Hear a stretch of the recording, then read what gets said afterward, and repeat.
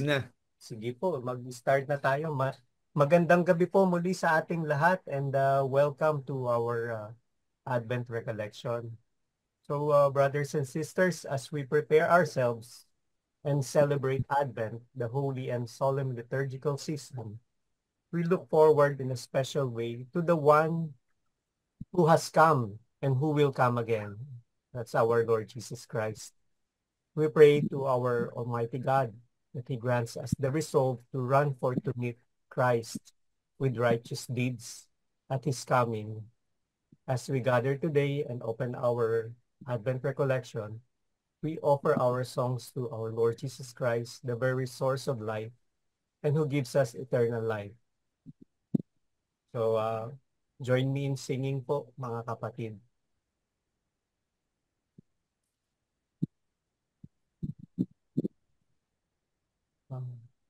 Sorry po, medyo nagloloko yata yung aking ano.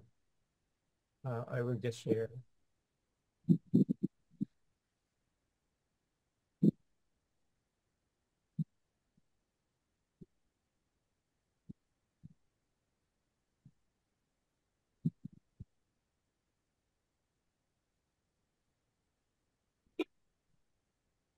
Nakikita niyo po ba?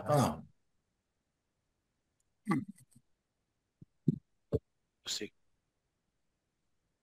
Share mo yung sound. Come to bring light into the darkness. He has come to bring freedom to the captives. He has come to restore the broken hearted. It's time to proclaim the year of the Lord. Prepare the way. Prepare the way for our Redeemer. Prepare the way. Prepare the way for our Restorer. Ready your heart, make ready your home, make ready the people of God. Prepare the way. He has come to bring hope to the hopeless. He has come to comfort all the mourn. He has come to heal our every sickness. It's time to proclaim the year of the Lord. Prepare. Prepare.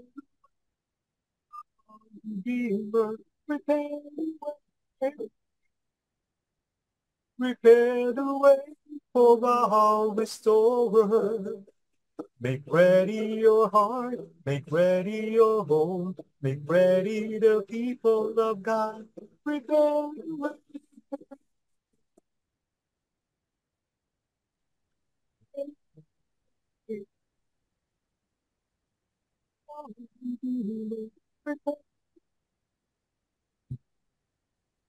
Prepare our Restorer. Make ready your heart, make ready your home, make ready the people of God. Prepare the way.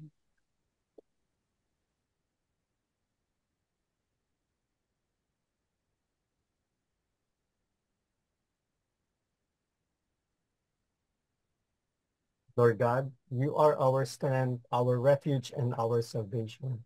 Who can separate us from your love? Nothing can ever separate us from your love, neither death nor life, neither angels nor demons, neither our fears for today, nor our worries about tomorrow. Not even the powers of hell can separate us from your love. No power in the sky above or in the earth below, indeed, nothing in all creation will ever be able to separate us from the love of God that is revealed in Christ Jesus, our Lord. So let us Please kindly join. Please,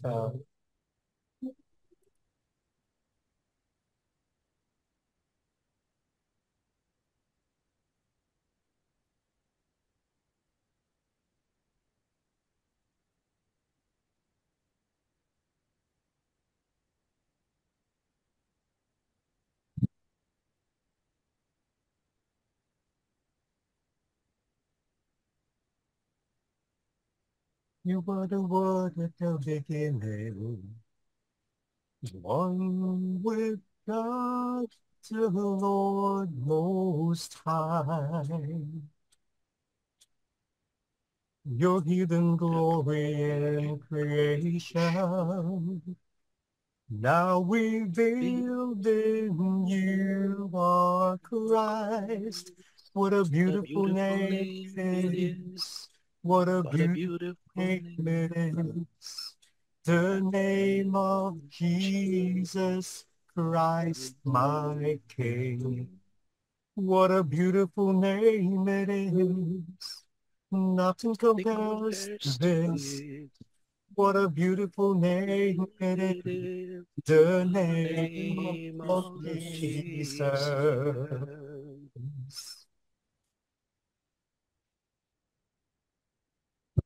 You didn't want heaven without us. us. So Jesus, You brought heaven down. Heaven That's not great. down. The love was my great. sin was great, your love was greater. What What could could separate us now? separate us now? What a wonderful name it is. What a What a wonderful wonderful name name it it is. is. The Name name of of Jesus Jesus Christ, Christ, my my King. King. What a What a wonderful wonderful name it name. is. Nothing Nothing compares compares to this. What a wonderful name it is. to the name of Of Jesus. Jesus. The name Name of of Jesus.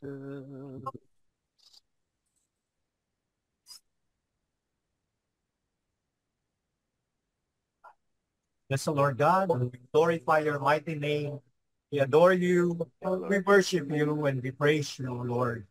Holy, holy, holy is your name, O Lord God. We come to you, come before you, O Lord, as we gather your name. Please bless us, O Lord, and hear our prayers.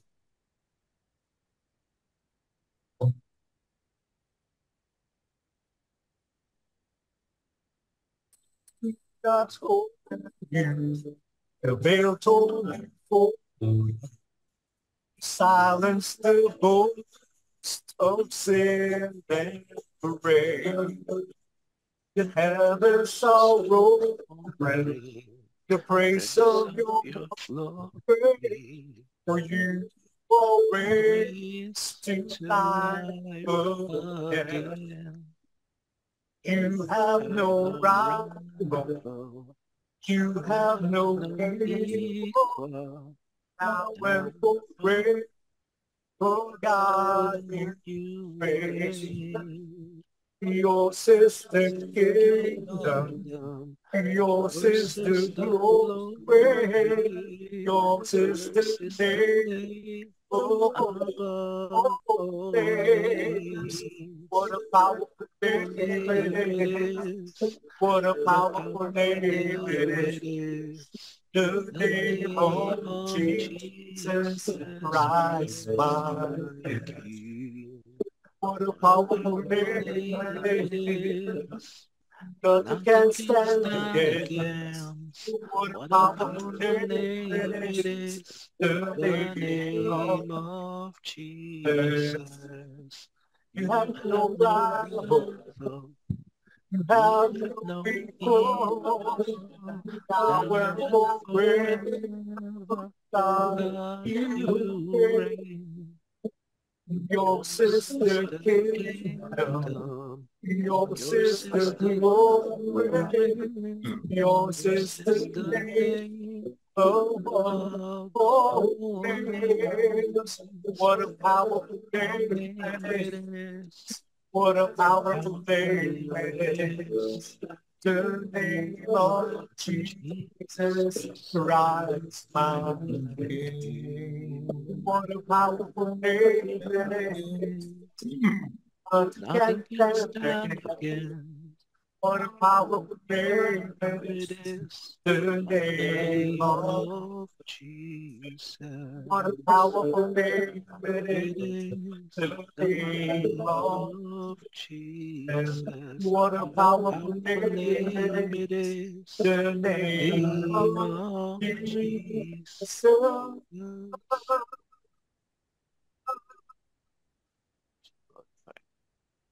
Yes, O Lord God, glorify your mighty name. Holy, holy is your name, Lord God. Holy, holy is your name. We thank you, Lord, for gathering us once more to praise you and give you thanks. We lift to you, Father Frank, who is giving us this Advent recollection. Let your Spirit speak through him as we all adore, love, and unite ourselves with our God. Cover us, Lord Jesus, with your most precious blood, that we be protected and guided from all distractions, and that we be able to hear your voice clearly, O Lord, and bask in your glory. We ask this in the mighty name of our Lord Jesus Christ, your Son, who lives and reigns with you in the unity of the Holy Spirit, one God forever and ever, and through the Amen. intercession of our Blessed Mother Mary, her most chaste spouse, Saint Joseph, and all the angels and saints, we pray. Amen. Amen. And glory be to the Father, and Father, to the to the Son, and Son, to the and to Holy the Holy Spirit, Spirit, as as it it was was in in the the beginning, beginning, is is now, and now and ever ever shall shall be, be, world world without without end. end. Amen. Amen. In the name of the Father, and of the The Son, Son, and of and the the Holy Holy Spirit. Spirit. Amen. Good evening. Siguro let me introduce po muna ating speaker, although we already know him na po ano. So, basahin ko lang po yung ano niya. So, alam niyo naman na basically we met no through an online kasi may regular po kami na Senakel together with our fellow handmaids from Germany. So, Father Frank was born November 1. So, in his 80s na rin siya. And then, no, high school, St. Vincent Seminary. Wow. Valenzuela, Bulacan. Tapos nag-novitiate po siya sa San Miguel, Bulacan. Ito yung ano sa college and theology niya sa Mary Immaculate Seminary, Northampton. How do I say that? Pennsylvania, USA. Yun naman. Tapos nag-masters po siya, MA in Religious Education sa Ateneo de Manila University. Tapos po, naging ano po nga siya, seminary formator, naging education ministry, of course, parish ministry, popular mission and retreat ministry. So sa administration po, siya po ay provincial visitor, seminary rector, community superior po siya. So doon po siya sa Congregation of Missions no, ni St. Vincent de Paul. So let me introduce po Father Frank Vargas. So go ahead po, Father Frank. Welcome po. Okay. Good morning. Good evening. Good evening, Father. Well, the topic that I chose for us is Advent is a call for us to be people of hope. You know, at the end of Holy Week, the invitation is to be people of the resurrection. But this time, people of hope. Why the topic? Advent is a time dedicated in our liturgy to remind us that the Savior is coming. As a matter of fact, even though historically the Savior has come in the birth of Jesus Christ. The waiting continues. The second and third coming are what we are waiting for. The second coming is the personal acceptance of the Savior in the hearts and mind of every creature. This coming is highlighted and even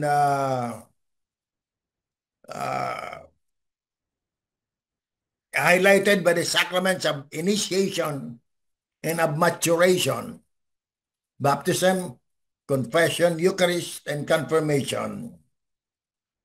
The entire liturgical year is a continuing deepening of our acceptance of Christ in our own lives.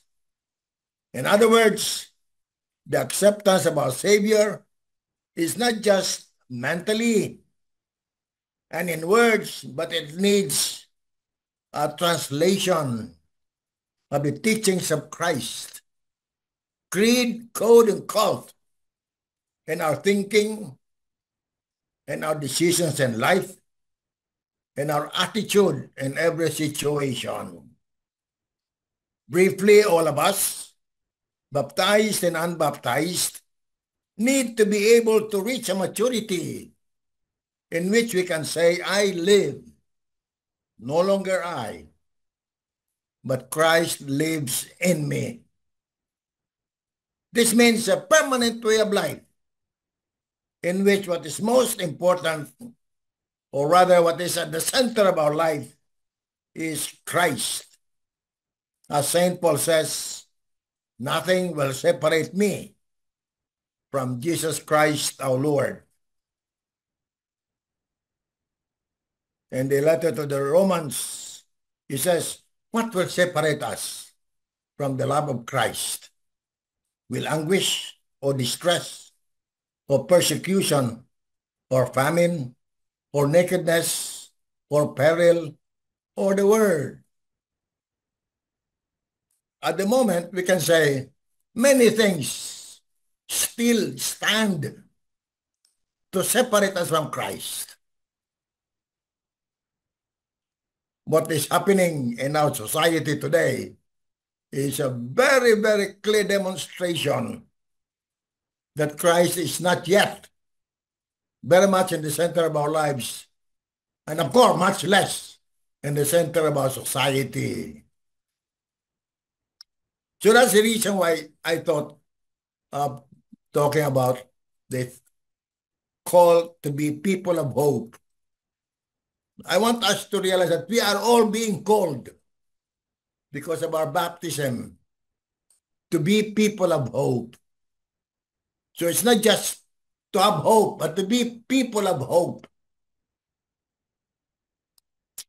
The topic of hope is also very relevant and important today because the world's situation is very uncertain. There is so much physical, social, political, and even economic turmoil. Every day we read, hear, and see on TV destruction of nature and of lives of people. In our country, the news headlines are very disturbing. I am sure this will have much impact on the lives of the young and the poor. What is worse is that the people who were voted in by us seem to have set aside their obligation to attend to the needs of the people, particularly of the poor, and they seem focused on how they can get a share, a bigger share of the economic pie, which should be shared more to those who do not have.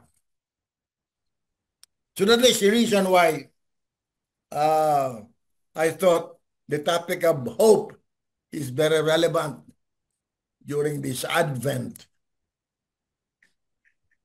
I would like us to get and to hold on to ourselves as people who we never give up. because Christ doesn't give up also. Now, what does it mean to be people of hope? Basically, it means that we dream of life that is growingly getting better every day. Better physically, better economically, better socially, better psychologically, better politically, and even better morally and spiritually. That we reflect as to where this dream is leading us to. So for us, the first invitation I want us to have is never give up dreaming. You know, walang bayad ang pangarap eh. It's free to dream. And God must have a reason for giving us the capacity to dream without any hindrance. However, we should never dream myopically. We should dream for something that is more worth it. This dream should lead us to something that is permanent, to something that can withstand all kinds of seasons, and hopefully a dream that will lead us to everlasting life and happiness. You know, it's bad enough that we are experiencing a lot of turmoil. Even it's worse when we give up that possibility, that probability that we can improve our situation. Anything short of this, anything short of everlasting life and happiness is not what God created us for. As St. Thomas Aquinas said, we come from God and we are bound to go back to God. Now, in order to help us, especially after this recollection, to remember what does it mean to be people of hope, I thought of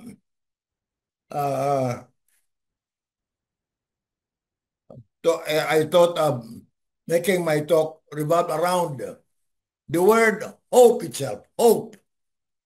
4 letters. So there will be 4 main topics in my talk.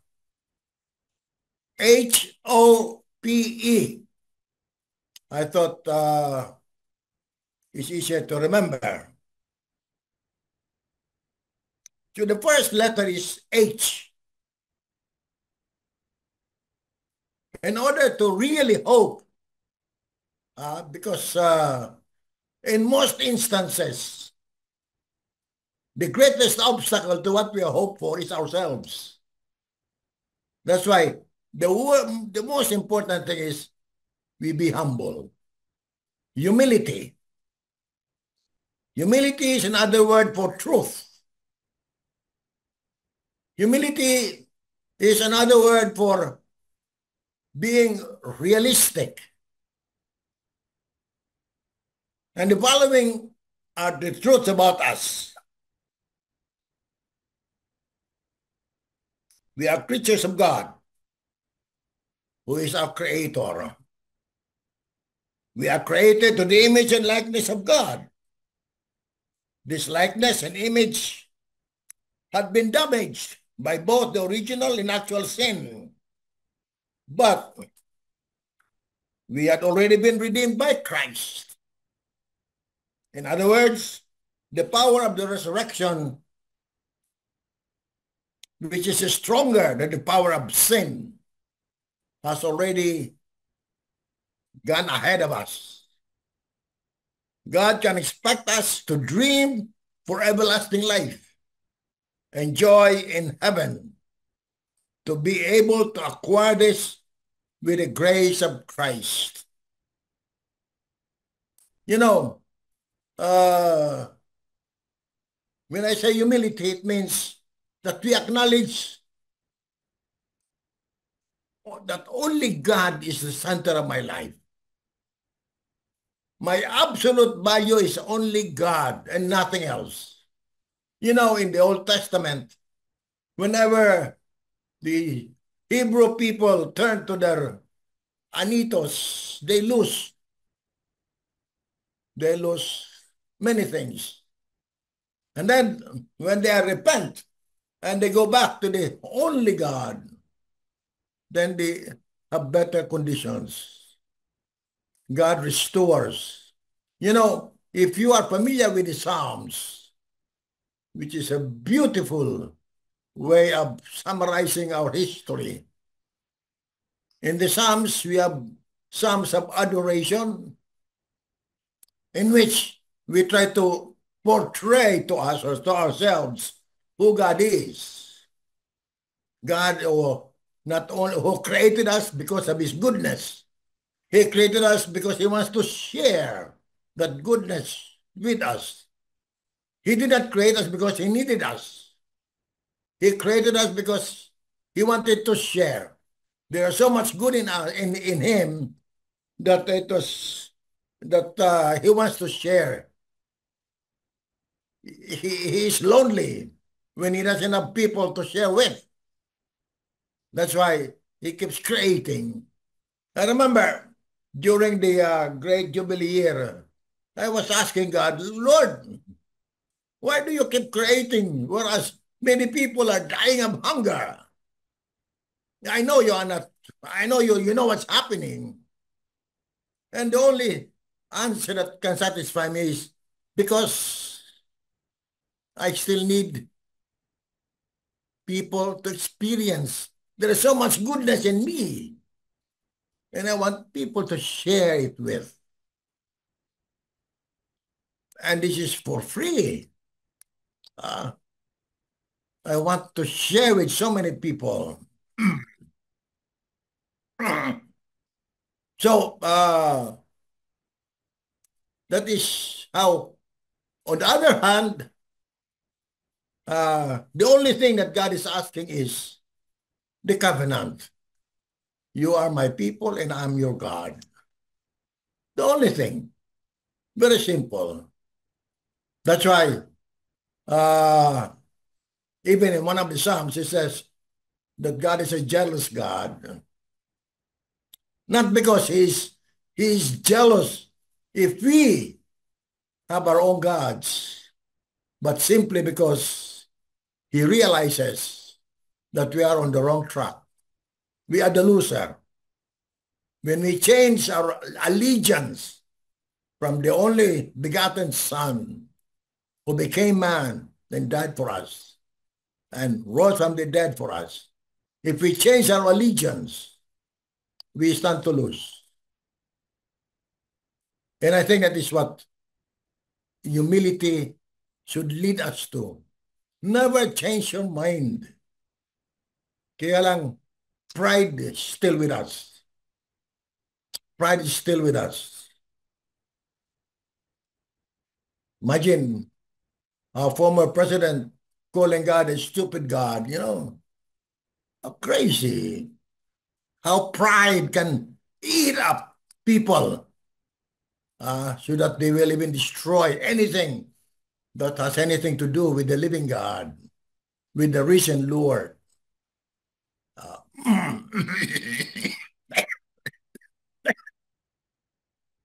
The experience of wars are very much based on the fact that there are people who do not want to accept the truth.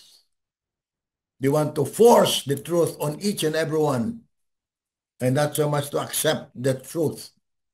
The truth is, we need one another. We are a community of nations. We are created for one another and not against each other. So humility is an acknowledgement that we need one another. I have something to contribute to other people. I think I have lived with different kinds of nationalities. And really, there is something that we can learn from each one. I was in the Solomon Islands for 7 years. And I must say that I learned something from them as well. Even though, that's why when I went there, I was not so much proud that I am here to give you something, but also with the little that I can contribute, I can also learn from you. And that is how we should feel. Humility should make us closer to one another. That's why, there are two sins against hope. And basically, it is rooted on the lack of humility. What are the sins? Despair and presumption. Despair and presumption.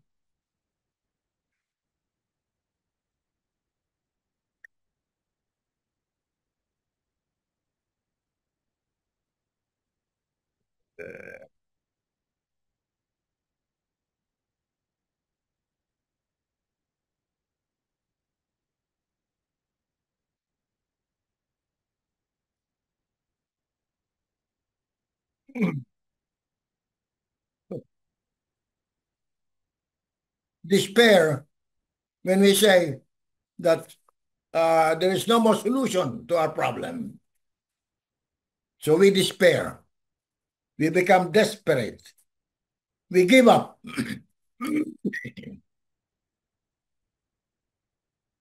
That is the sin of despair.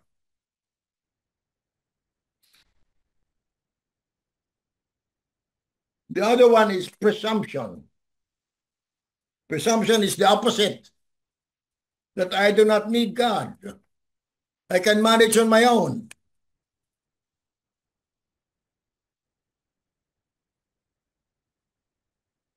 So by despair, man ceases to hope for his personal salvation from God, for help in attaining it, or for the forgiveness of his sins. Despair is contrary to God's goodness, to his justice. For the Lord is faithful to his promises and to his mercy.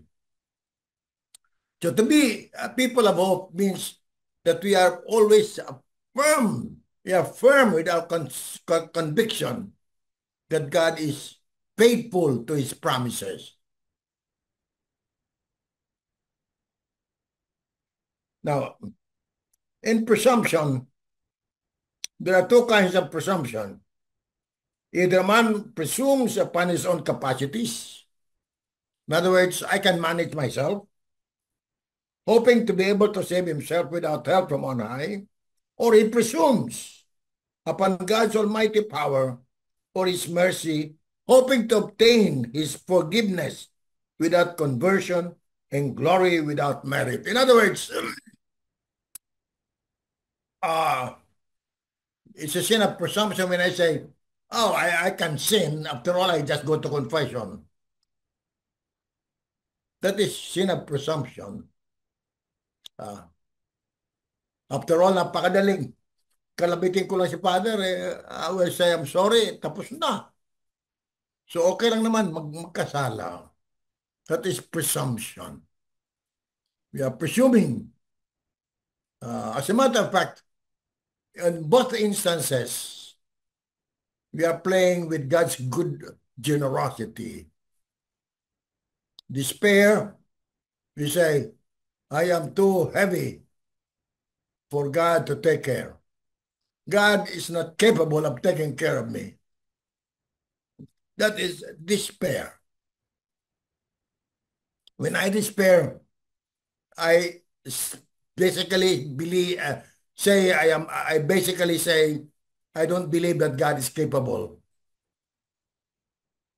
Whereas presumption is the opposite. That I can manage myself. Or, I said kanina, I can just sin after all. I can always get absolution and forgiveness. So these are the two obstacles. And definitely, in one of the passages in the gospel, there are sins against the Holy Spirit for which there is no forgiveness. What does that mean? Especially despair and presumption. It can lead us to sin against the Holy Spirit. It means to say that we don't believe in the power of the Holy Spirit. So how can we expect forgiveness if we don't believe that the Holy Spirit can forgive us? So that is that. The second letter of hope is O. O means obedience. It means obedience. And obedience is another word for when we obey, it means that we are translating into our life the teachings of Christ. I'd like to read, especially from the Gospel of St. John, the New Commandment.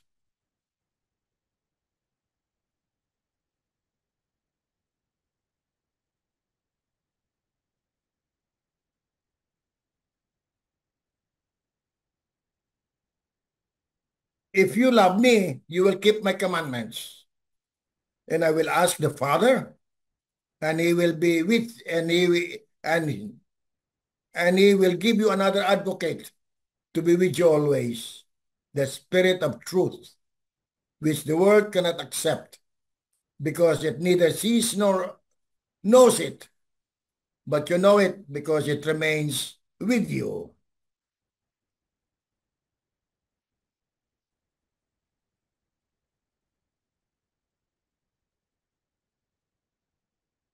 And will be in you. I will not leave you orphans. I will come to you. In a little while, the world will no longer see me, but you will see me because I live and you will live, and so on. And again, Jesus said, if you want, whoever has my commandments observes them, and observes them is the one who loves me. Whoever loves me will be loved by my Father, and I will love him and reveal myself to him. Whoever loves me will keep my word, and my Father will love him, and we will come to him and make our dwelling with him. Whoever does not love me does not keep my words, yet the word you hear is not mine, but that of the Father who sent me. So, obedience means imitating Jesus.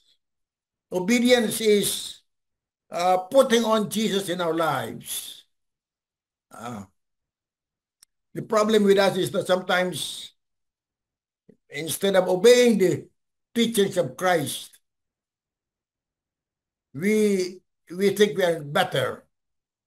That's why obedience means listening carefully to the Word of God. You know, I always emphasize this to the lectors when they proclaim. I said, you are not reading, you must be proclaiming. And at the end of the proclamation, you must be able to evoke the answer, thanks be to God. What does it mean to say, thanks be to God? I have heard the Word of God, I have understood it, and I will continue to reflect on it, and I'm going to translate that into my life. So the thanks be to God is our commitment to that covenant, the covenant between God and us. You will be my people, and I will be your God. So that is obedience, is commitment, commitment to obey, obey no matter what. You know, I always introduce in my talks, I always invite people to look at the lives of the saints, especially the lives of the martyrs, how they, the other day, we just celebrated Saint Cecilia, very young girl. She was offered so many things, including marriage, but she said, I am already married to Christ. And imagine, she was made to suffer to the extent of her head was already separated from the body, and it was still talking. It was still alive. The case also of Saint Catherine of Alexandria. All this, imagine women, the young girls, and yet they really are so intent, so persevering in obedience in following the commandments of love, commandments of fidelity to Jesus. So that is the meaning of obedience, following the commandment. But when I say commandment, kasi nga, the word commandment in Tagalog, utos, hindi, parang it doesn't sound, Pero ito, sometimes I explain the utos in the same way as sa computer, If you do the right command, computer will work, no? If you give the wrong command, the computer will not work, no? That is the meaning of the command. The command is to love God above all things and to love our neighbor as we love ourselves. These are the command that God is giving to us. And I think we all know, we have heard about it, but translating it into our daily lives is more difficult. It's not that easy. Then the third word, the third letter of hope is P. P, I would like to call it, stands for perseverance.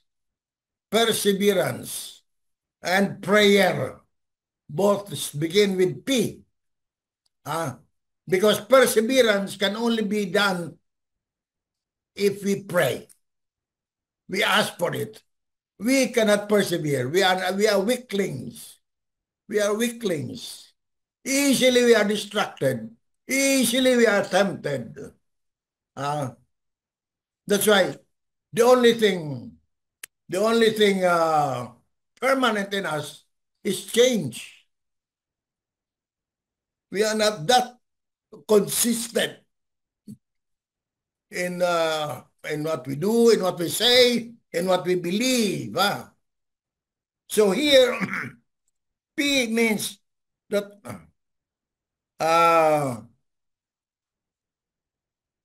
that we need different ways of reminding ourselves of what we have committed to. And among them are different schools of spirituality. I don't know what you are following, but many saints have left us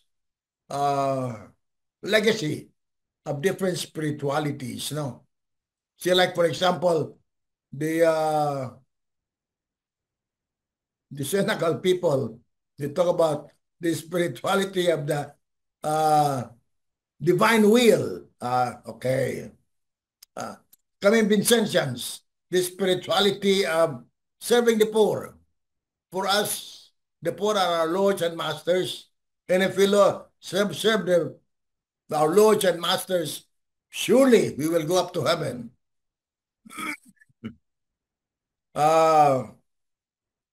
Different spiritualities, but all of that are just we need to develop something that we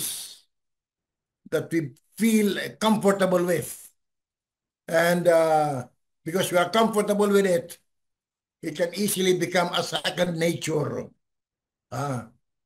Without thinking about it, we do. Without thinking, definitely we adore Jesus. We adore God as our Lord. Without thinking, we forgive. Without thinking, we help the poor. Without thinking, it becomes a second nature. We don't, but many times we still have to reflect. So wala pa tayo sa second nature, kung tayo ay mga senior citizen na, baka it becomes too late now, hindi. Because heaven is made up of people whose second nature is to love, to forgive people. So heaven is made up of people who have a second nature, who have acquired the way of life that Jesus taught them as a second nature. Sabi nga ni St. Paul, I live, but no longer I, but Christ lives in me.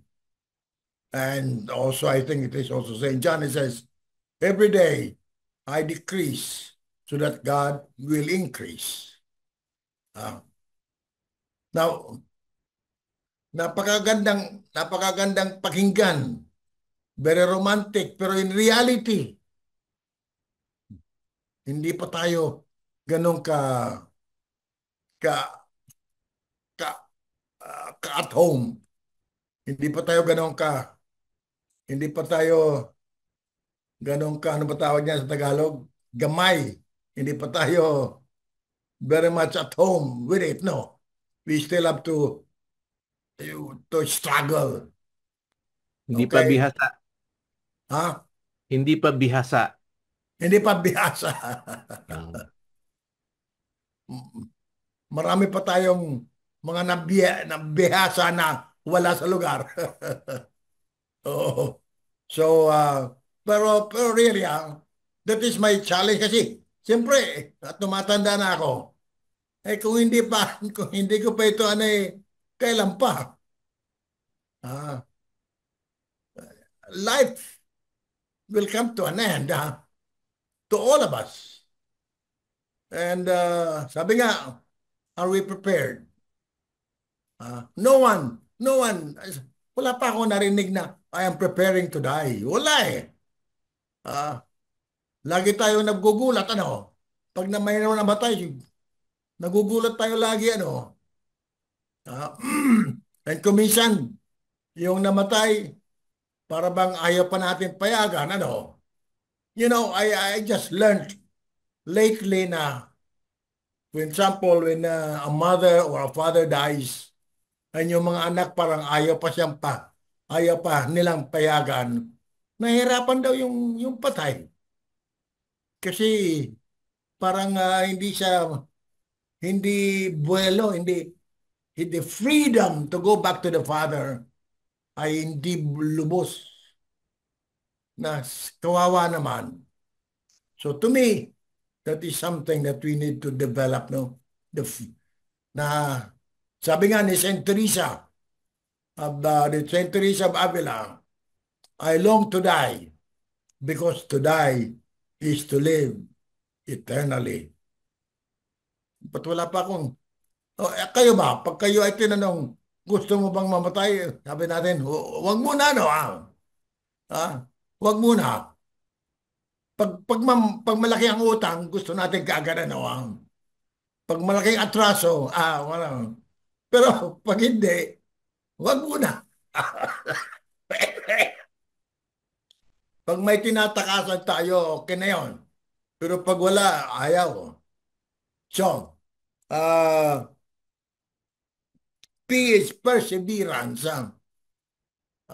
Tayo, mahilig tayo sa ningas kugon. We start hindi ba ninyo alam na every year,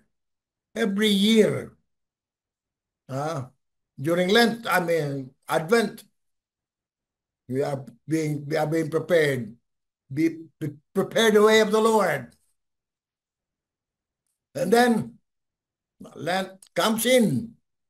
And then the resurrection. And the resurrection, we renew our baptismal vows.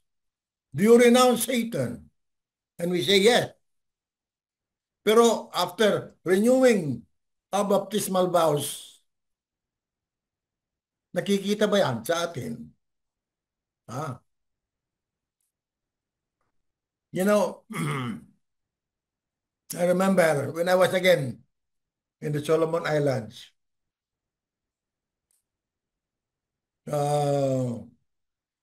Easter Sunday, marami nagsimba. The following day, nagrevolusyon yung mga inchik. Inattack yung mga inchik. Kasi the Chinese are the ones controlling the business. So, nagalit yung mga taga-Solomon. Sinugod yung mga tindahan. Pinagsusunog mga bahay. I even had to secure some of these people para hindi sila mamatay. But right after Easter Sunday, walang ano ang ating celebration many times hindi kinokonekta sa buhay natin Wala So kailangan sana maano natin yon. So perseverance. We need to persevere. We need to create an ambience so that people can easily say, I really would like to be faithful to my baptismal vows. And the last word, the last letter of hope is E. Now, what does E stand for? You know, I said kanina na many times what we are trying to strive, we are asking for many things, but very myopic things. Myopic graces. Myopic means material things. For example, trabaho, salary increase, magkaroon ako ng asawa, na yung aking anak ay bumalik, and so on and so forth. Pero, these are all myopic. When we talk about hope, we are looking for something more lasting, everlasting. And that is heaven. That is heaven. You know,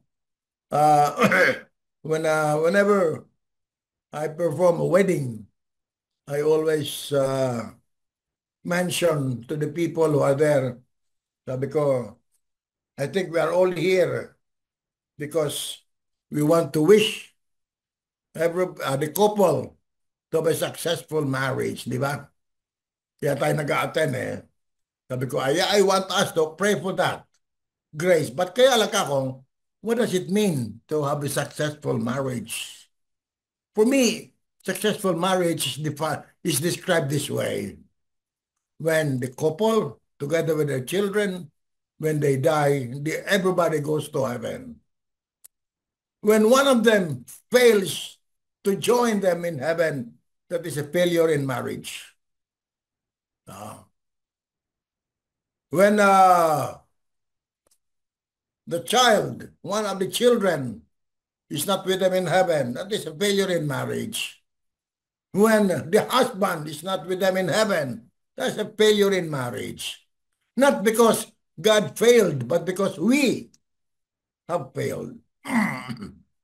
So in other words, we should be more ano tawag yan?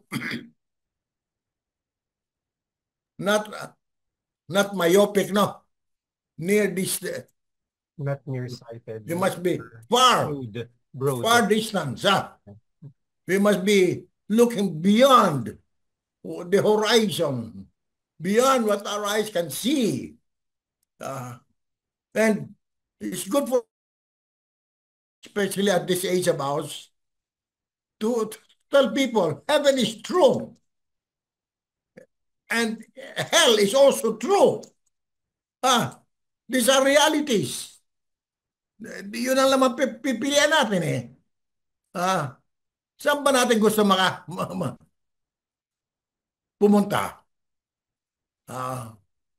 So, when we say that we become people of hope, that we are more our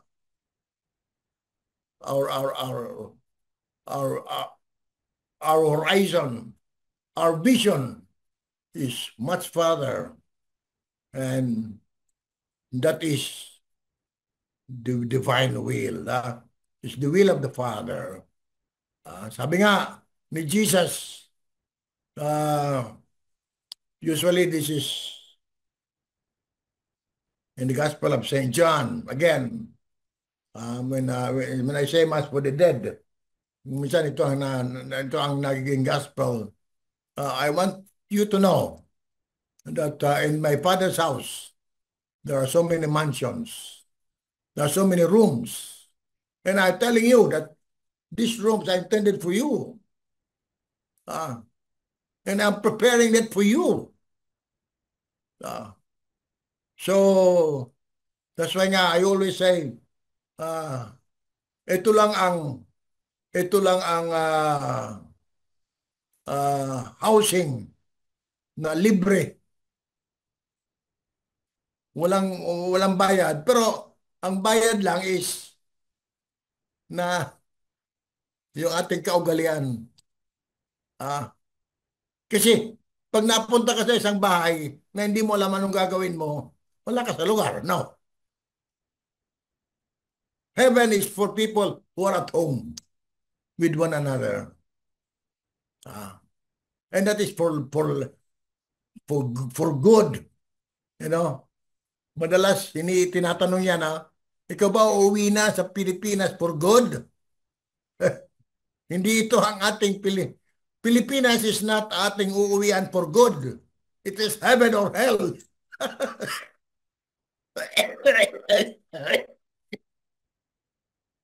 I think it's good for us to realize that. So how do we must not be myopic. Madalas kasi, pag sinabi, especially, when I was parish priest, when I was younger, pag novena to the perpetual help, pag sinabi, pause muna for your intentions. Gusto ng iba, Father, patagalin mo, marami pa akong sasabihin ng listahan ko. Sabi ko, alam na ng Diyos, ang listahan mong yan.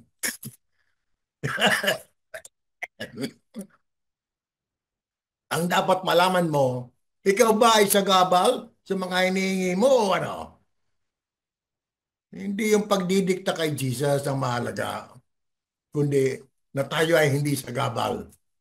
And definitely, sana yung ating hinihingi ay makakatulong din sa ating pamumuhay so that we can really be directed towards the right direction, and that is heaven and not hell. So yun lang ang gusto ko sa inyo. A call to be people of hope. Alam ko na this could be, but actually, we can apply this to now, at the moment, naanoan nga ako eh. Sabi ko, tinatanong ko yung mga pari dito, Ilang buwan na ba ang headline ay si Sarah? Ano ba yan?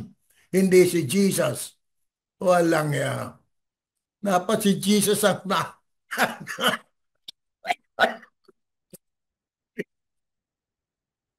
At ang pinag-aawayan, pera, no? Walang ya. So, I don't know if you have any question or...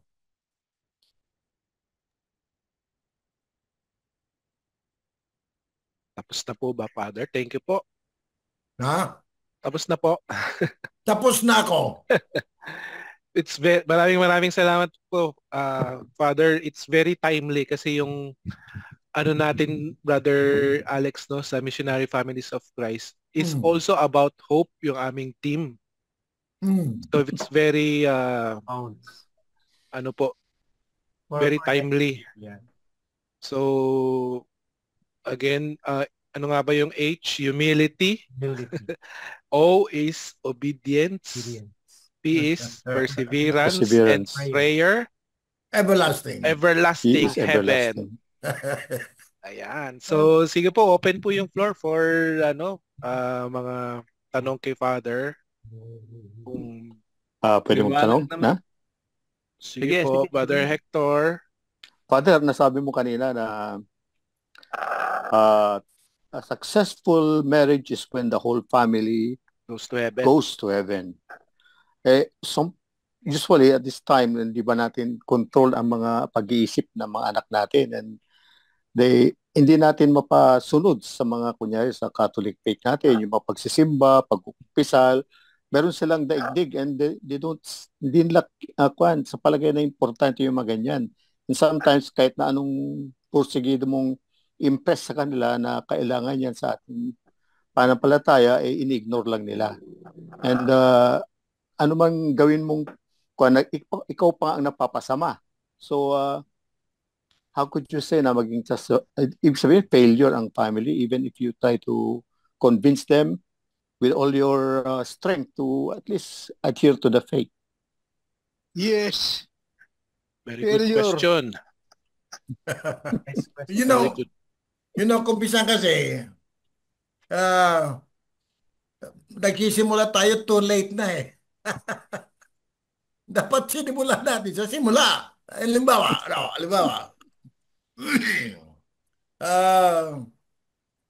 sa binyaga,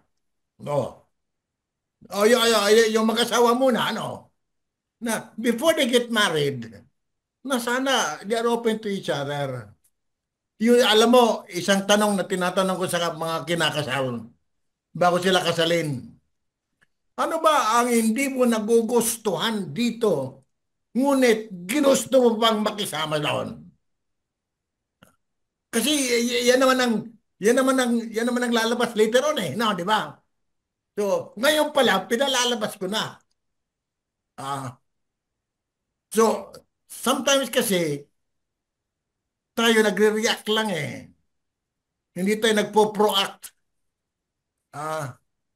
Pag nagre-react tayo, it's too late So, halimbawa, mga bata, alam mo, I always enjoy hearing confession ng mga bata, especially the other day, yung first communicants, Sabi ko, imbis na pinatabi ko siya, pinatabi ko. Kasi kuminsan naninervyos siya, pinapawisan yung kamay niya. So, inaakbayan ko. Sabi ko, they're very nice people, Yung isa pa nga, I was, imbis na umupo sa tabi ko, ay umupo sa pa ako. And that's how she felt very comfortable, di ba? I remember, the reason why I'm doing that is because when I made my first confession, sinisigawan kami ng parish priest which I do not want the children to experience.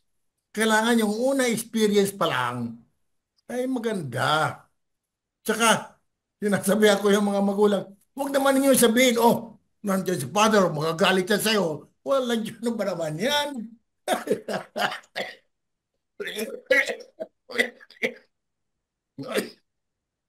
So, magsimula tayo ng bagong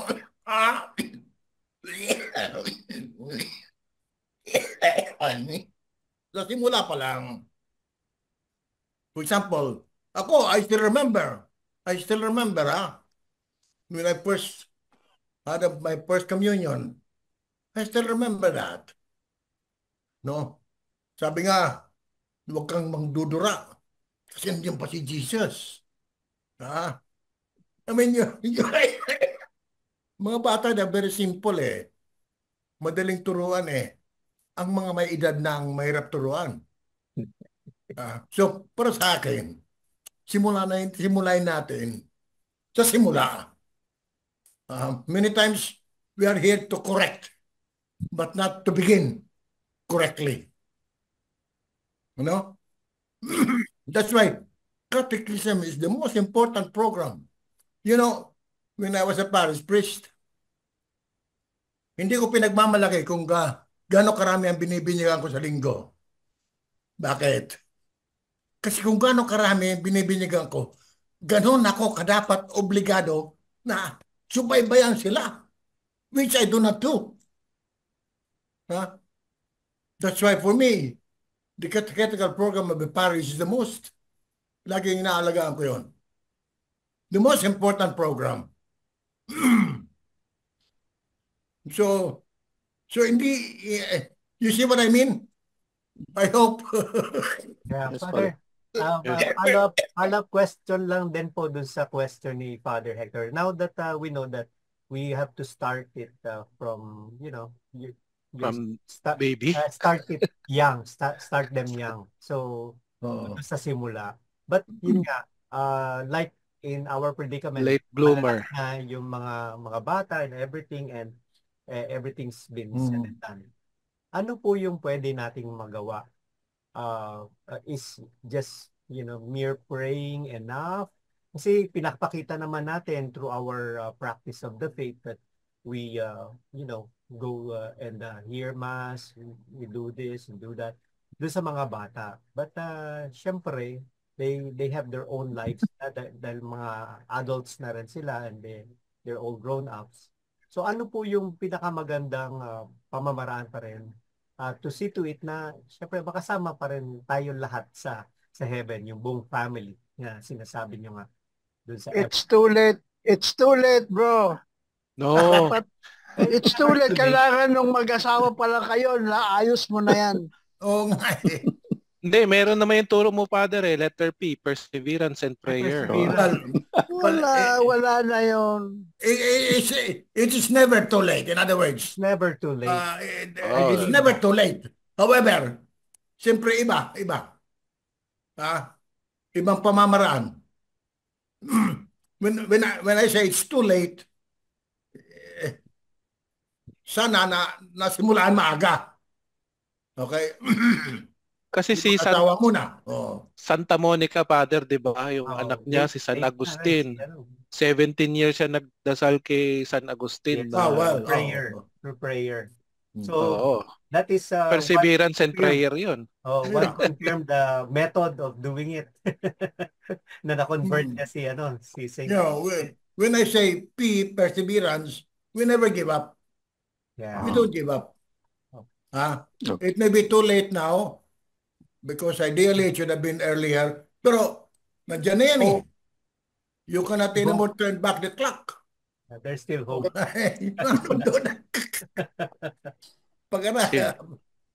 God's grace na lang yan talaga. God's grace. And ako naniniwala na if we try our best, God will always be there to remedy. Amen. Our shortcoming. Nothing is impossible with God. Natural. We should, kailangan lang tamaan talaga natin kung ano yung dapat natin gawin. Yeah. Tinamaan yun, magkakaroon ng tama ring resulta.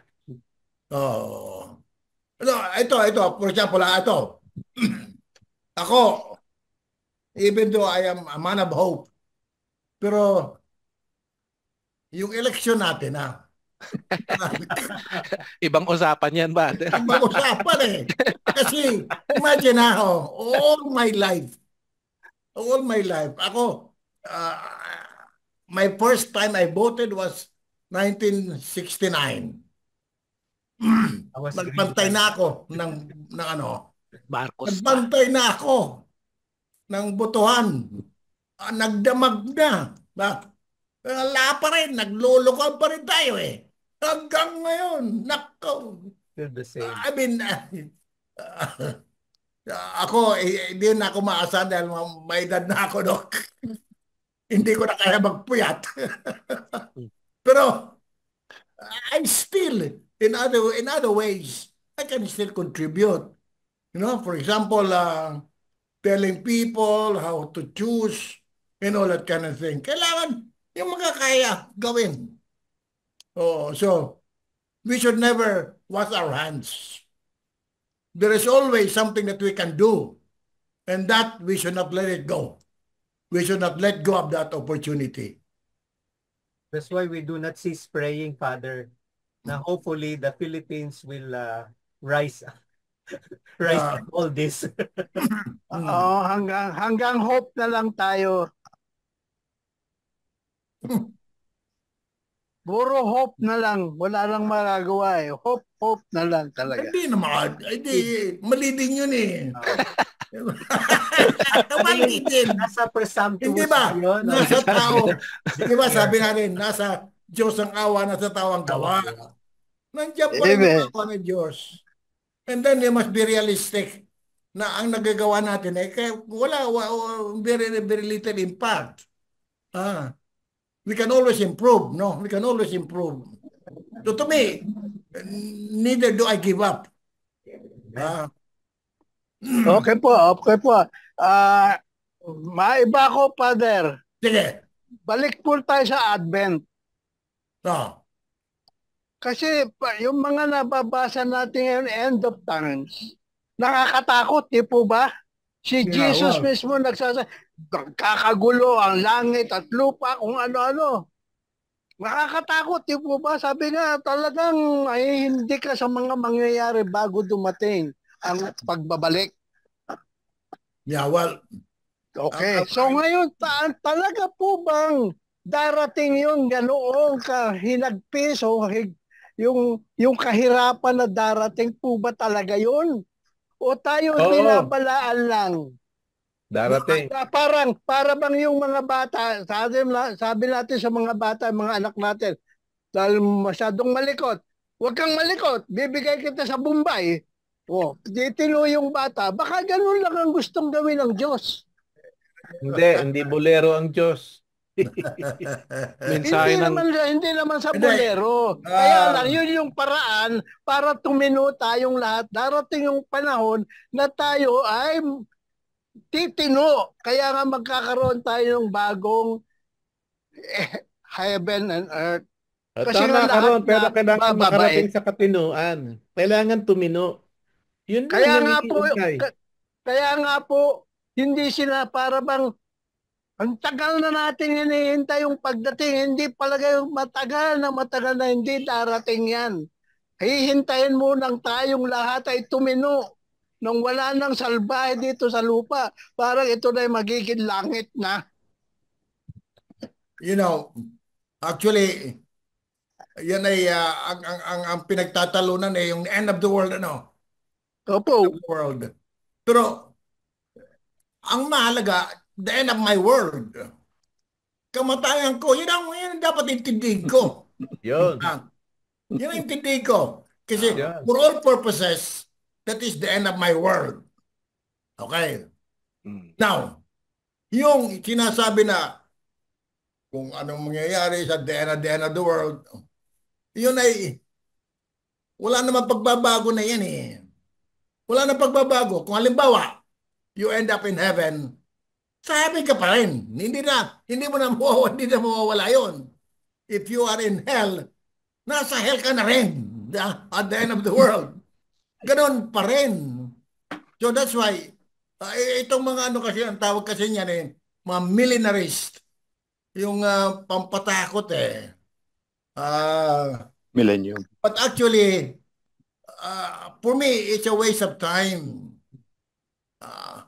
Let's focus more on what is more fruitful. Sa ngayon, now. For example, if I die, I hope I will die and I will end up in heaven. Or kahit nasa purgatory muna, bago ang langit, okay na yun. Basta I end up in heaven, okay na yan. So, for me, parang kung minsan we are wasting our time discussing mag-end of the world na ba, si Nostradamus ba, siyang sasabi, mga ganun-ganun. I am not worried about it. Nasa gospel yan, di ba, Father? Be vigilant at all times and pray that you in the have the gospel, strength. not even the Father, only the Father knows. Father, No. di ba naman ang sinasabi naman ng Panginoon we have to arrive in our faith to have the blessed hope. So ibig sabihin noon tayo, pag blessed na yung pagsasabuhay natin, yung hope natin is worthwhile. Ibig sabihin talagang maaasahan mo. So yun yung kung halimbawa sa pamilya, yung mga anak natin kulang, hindi natin makayang whatever it is, di naman tayo ang savior. Pero tayo, alam natin kung paano tayo magko-cooperate sa salvation. Sa aking palagay we have to arrive at achieving the blessed hope. Kasama doon sa blessed hope na yun, yung empowerment o grasya ng Diyos na yung mga anak ko magbago. Kailangan may mag-umpisa Kailangan sa magulang, kailangan may mag-umpisa. Kailangan merong mag-earn na mabuksan yung pinto ng grasya ng langit na yon that can produce transformation. The grace of transformation. So, akin sa palagay ko yun ang blessed hope Si Jesus, yun ang ginawa. Nag-iisa siya. Pero milyon-milyon tayong nakarating sa kaligtasan because of the doing of one man. You know, sa ngayon, it's good to also talk about success. Halimbawa, this next year, we have 2 young saints. Acutis. Blessed Acutis, who will be canonized. Talaga. And also, Blessed Pier Giorgio Frassati. Si Acutis died at the age of 16. O 15 ba yun? Something like that, The other one is 24 years old. And they are yung mga miracles na nangyari have been already declared authentic. So they are scheduled for canonization. In other words, hindi lang naman lahat mayroon, as a matter of fact, mayroon din akong alam ng mga families who are doing very well. They are really living up to the ideal situation. Mayroon naman. In other words, yung mga ganyan, yung kanilang heaven, nagsimula na sa tahanan. Mayroon ganon, mayroon. Yun lang na itong mga ito, usually, yung maingay sa tao. Pero mayroon. Totoo yan, meron. Ano pa? Questions? Kasi po, ang sistema natin, magkaroon tayo ng anak, pinalaki natin, pinasok mo sa eskwela.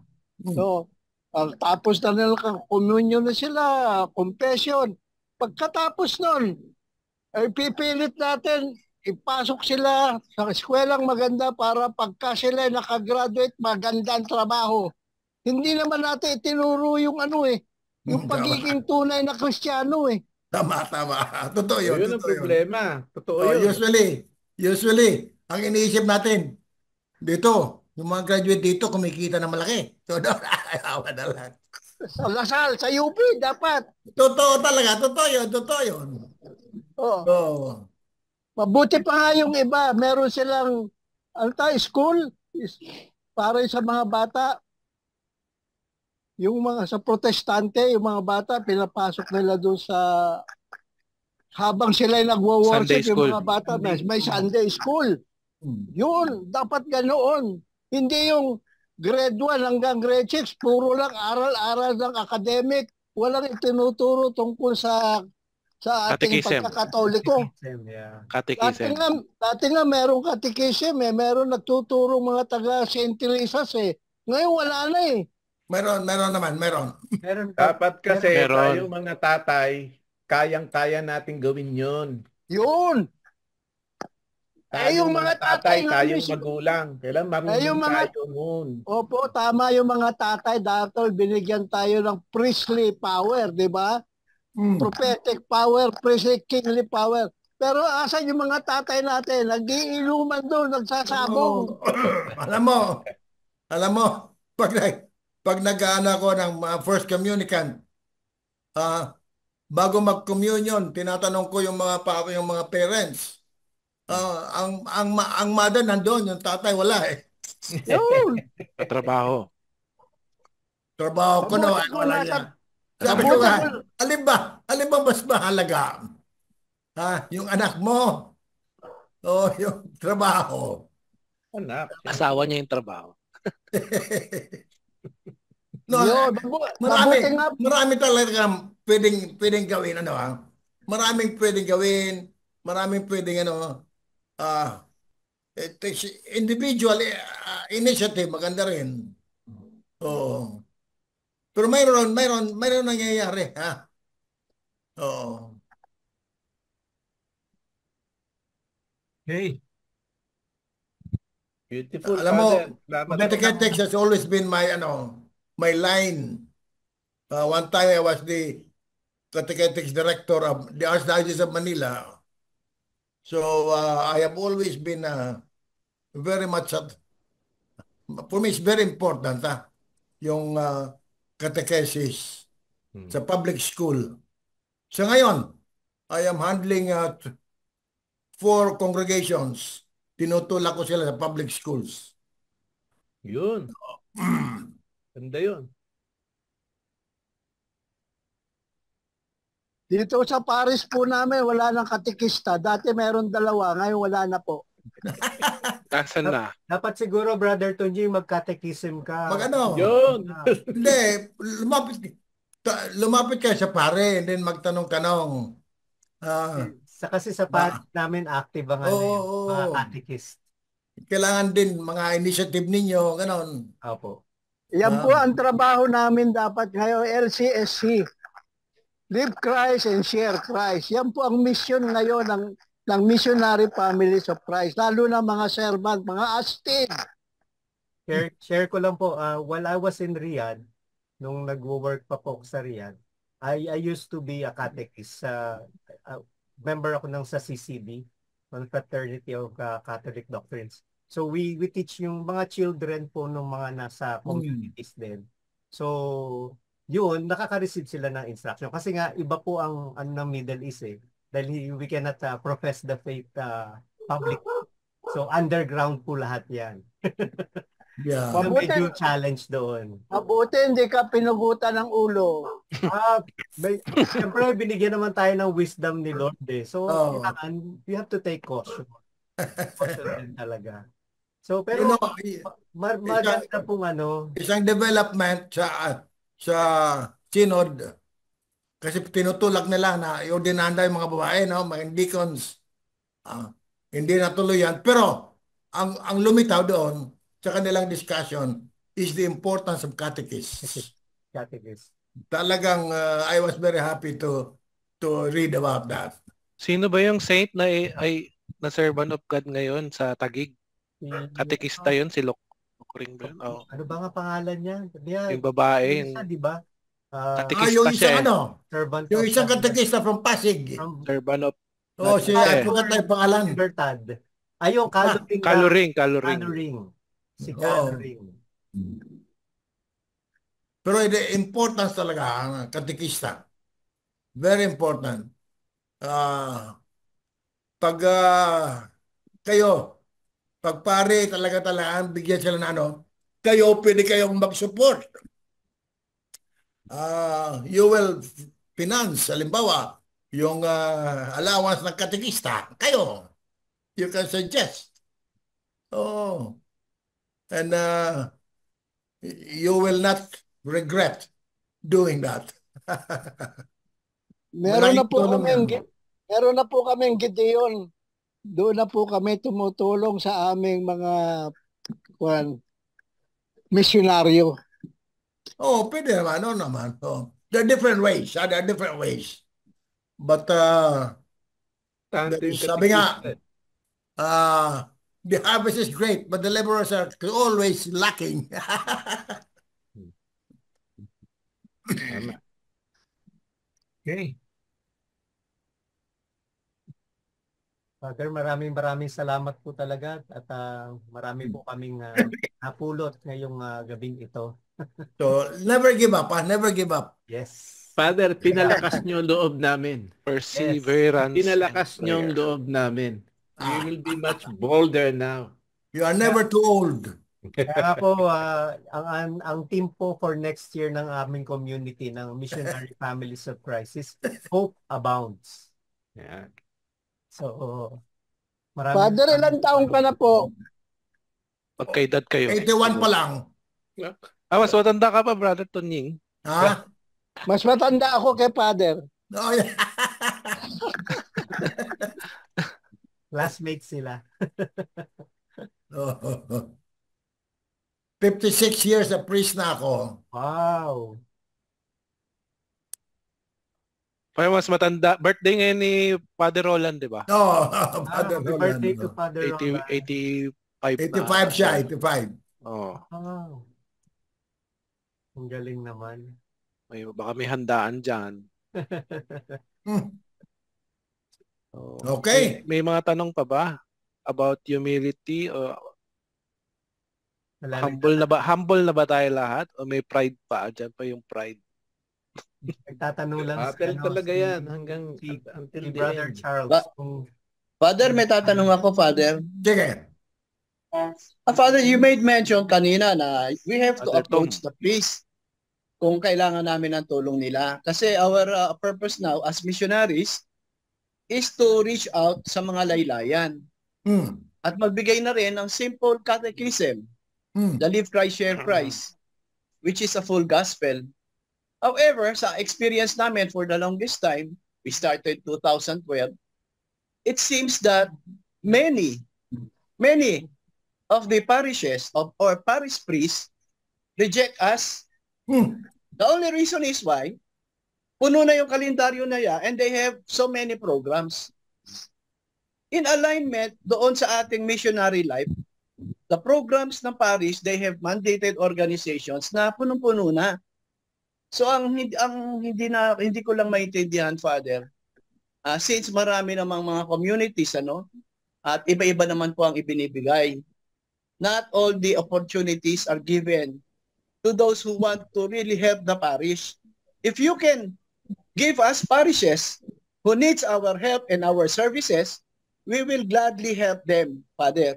Maybe through you, we can be part of a service to the parish in those areas. We don't care kung saan dito sa Metro Manila, but the intention here is to save souls of those who are in church and those who lack faith.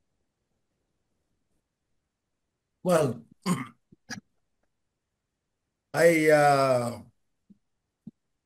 ang alam ko,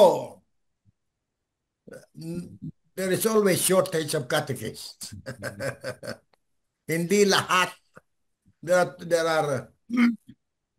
are two kinds of programs, school-based or barangay-based.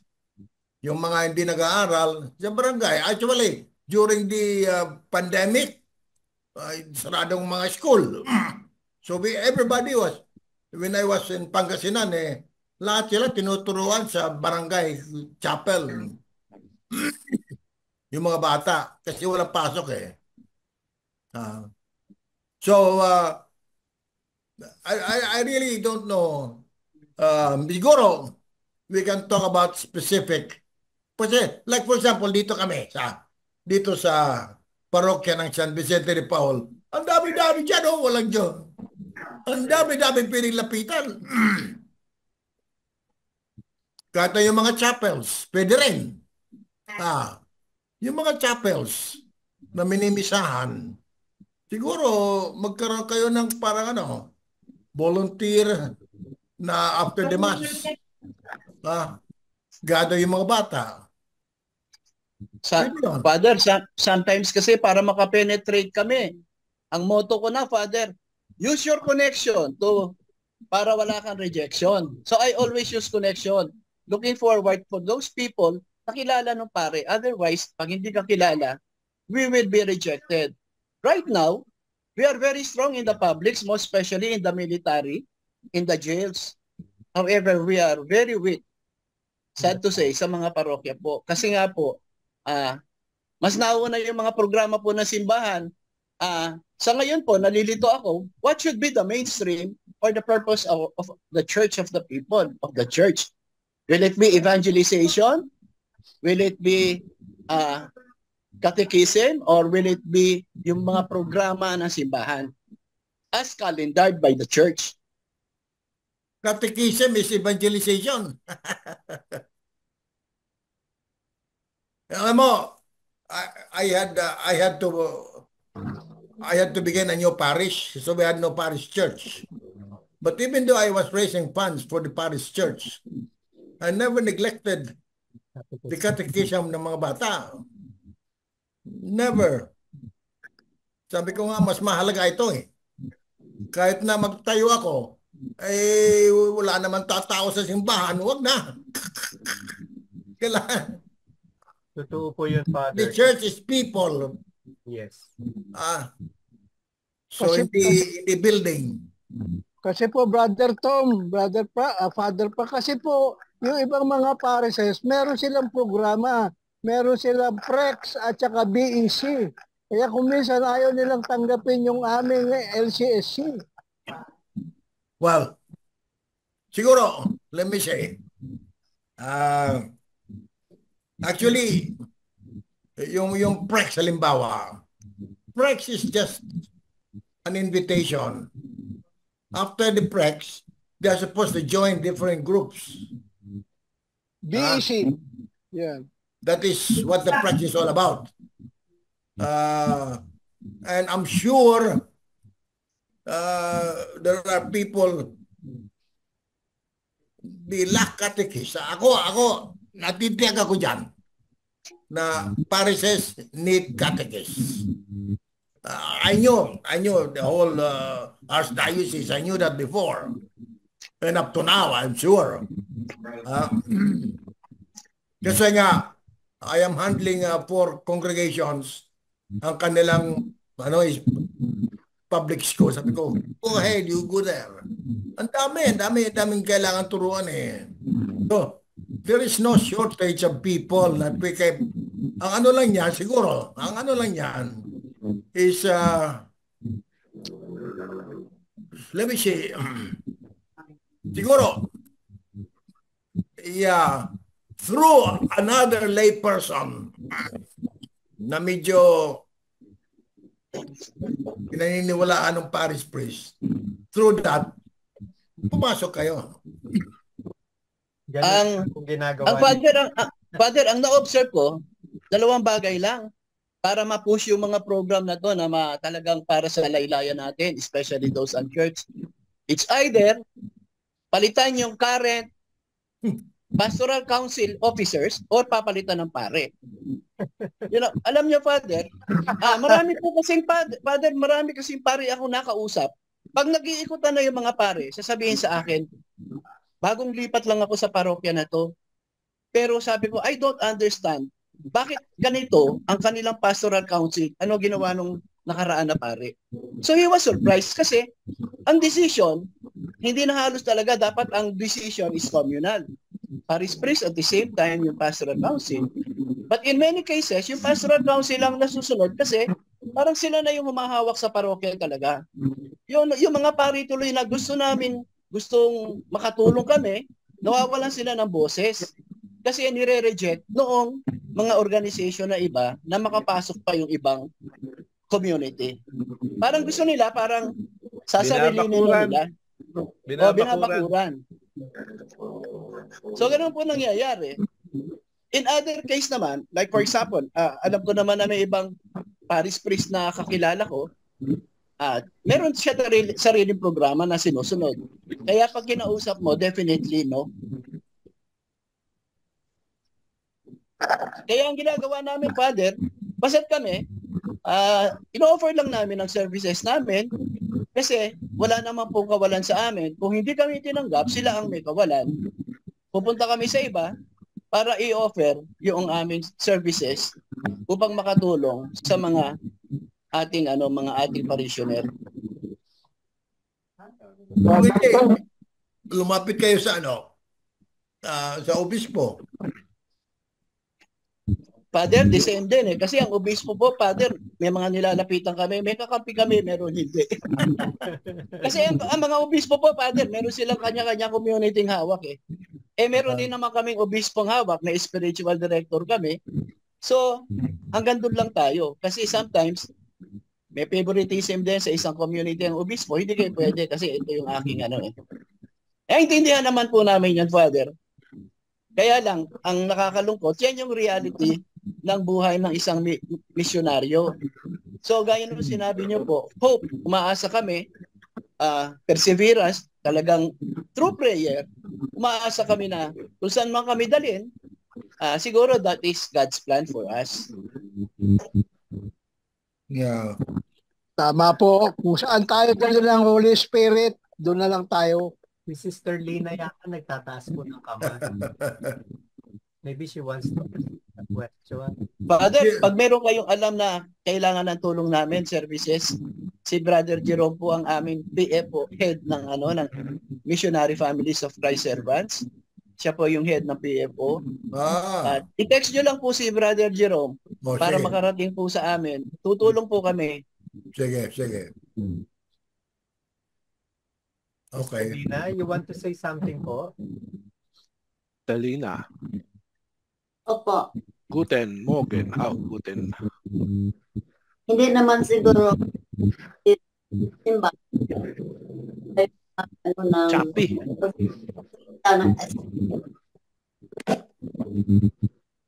Ano yun? Medyo choppy Hindi ko Okay na. Okay na po. Can speak again. Ay, ang ibig sabihin na hindi naman siguro absolutely sa simbahan tayo magturo ng katekismos sa mga public like somewhere in barangay or in public schools. Basta outside the church. It must not be absolutely in the church to ask permission from the authority of the church. Well, should be, you can do that, pero if you're doing it regularly, dapat coordinate kayo sa parokya. Kasi yan ang pinakaano ang parokya is the smallest unit in the Catholic Church. Parokya and then diocese. Tama po yun, Father.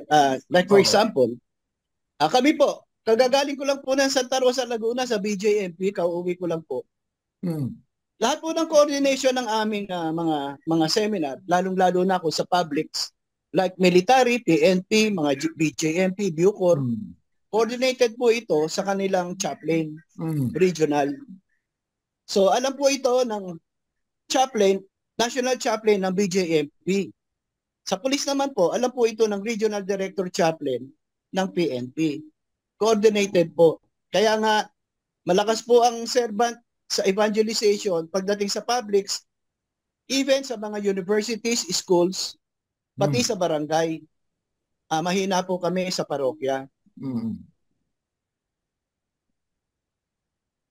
Gustong-gusto nga namin sana, Father, na kahit na ang papel namin, parang kagaya nung mga, sino ba yun? Yung may mga sombrerong parang Kastila. Knights of Columbus. Knights of Columbus, di naman sila nag-evangelize. Hindi naman sila nagtuturo ng katesismo Correct. Kami, payag kami. Maski mababa pa ang posisyon namin doon, basta't makatulog lang kami sa simbahan.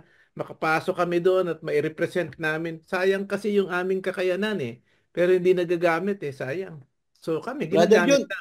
Yes. Brother Jun, kaya tayo hindi matanggap sa parokya. Siguro kailangan magsuot rin tayo sombrero. Sige.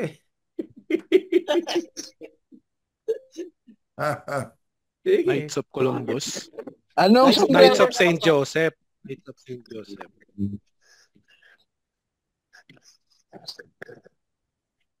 Anyhow, Kasi sa parokya, ang mga hari doon, yung si mga manang doon sa pastoral council.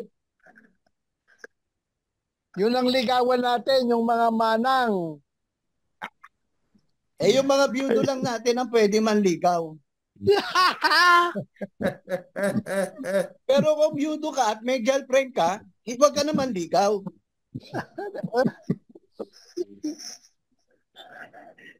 Kamot ulo. Wala natin pakialaman yung mga handmaid. Maraming salamat, Father. Father, thank you, Father. Thank you, Father. Father, nandito na kami, Father. I hope I was of help to you. Father, nandito lang Yes, po. Father. Thank you. Sige. Nandito lang po kami. Pagdasalan niyo po kung may binubulong sa inyo ang Panginoon. Kasi talaga kami, ready talaga kami magtrabaho para sa Panginoon. Kahit walang merit. Walang merit. Kaya nag-iintay kami ng leadership ng Catholic Church na payagan kami kasi we know our capability. Sayang. Hindi wala naman kami balak na agawin na gawing ibang sekta. Hindi naman eh. Gusto namin. Totoo ang maging katolikong katoliko. Sige. So I would like to close. Glory to the Father, and to the Son, and to the Holy Spirit. Was the beginning. Was the beginning, now, Forever. shall be world. Lord be with you. And with your And with your God spirit. bless you, Father, Son, and Holy Spirit. Amen. Amen. Thank you. Thank you, Father. Picture taking, Thank bro. you, Father. Bro, Okay, picture okay. taking. Ay, picture taking Picture. po. Picture Happy. taking muna. Merry Turn on the Christmas. cameras. Kindly open your videos, please. Sige. Yung mga bisita, Ma'am Alice. Pwede pong Turn pa-open. on the camera. Brother Boy. Brother Nonilon, vale. Ma'am Alice. Matulog na yan. Brother Boy. Nagising pa Open ako. lang si Okay. Si Brother Adam. AD. Brother Adam ba yun? Brother Boy. Body. Brother Brody Noni, how are Charles. you? Boy Luna. Kamusta po? Brother Charles, Saint. Brother Charles, Sunny. kindly open your video. Sunny. Ayaw eh. Bibilang kami hanggang 1,000. Brother Saints. Okay. Okay. Na. Sige, Yan na lang. smile po. Yung pinaka-sweetest smile. Thank you. Thank you. Okay, maraming Good night. salamat po. Thank you. Good Good night. Thank you, Father. Bye-bye. Thank you, Father. Thank you so much po.